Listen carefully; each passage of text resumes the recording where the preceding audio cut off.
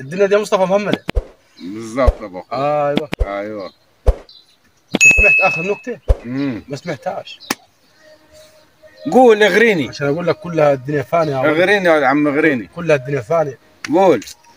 عارف اخر نكته ايه حصلت؟ افرض حجري. يجيلك. بس انت مش متعظ. الدنيا دي. طب فضيها لي هنا. الدنيا يا ولدي دي مراحل. واحد كان قاعد فيان. قدام باب الجبانه. معاه مقطف. مقطف. شفت المقطف؟ ايوه. قاعد قدام باب الجبانه. الكرب اللي يخش ايه اللي خبط ده؟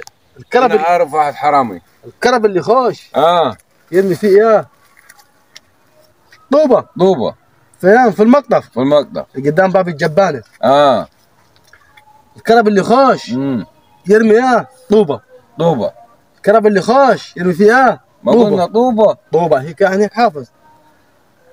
جاء اخينا صاحبنا ده كان معاه اخوه اللي داخل بالكرب الثاني. اخو بتاع اخو المقطف ولا اخو اللي ماسك المقطف؟ اللي ماسك المقطف معاه اخو. ايوه معاه اخوه ده. جاء واحد يسال عليه بيقول لي امال يا اخي انا كل ما اخش القى اخوك ماسك المقطف وما قعدش وانت قاعد مكان انت ليه تبقى. قال له اخوي. قال له اخوك. طب مال اخوك فين يا اخي؟ قال له اخوي ما في المقطف برضه. في المقطف؟ في المقطف اللي جوا. حطه في المقطف. عرفت المقطف يا ايه قصة المقطف يا مصطفى؟ بس دي قديمة. دي جلبيتك اللي قديمة اللي لابسها عشان تعرف ايه معنى المقطف. يا مقطف فهمت؟ ايه المقطف؟ ما اذا كان ما فهمتش ايه المقطف انا من الصبح بحكم ما اعرفش ايه المقطف. انت على الله يا مصطفى. على الله كله. على الله.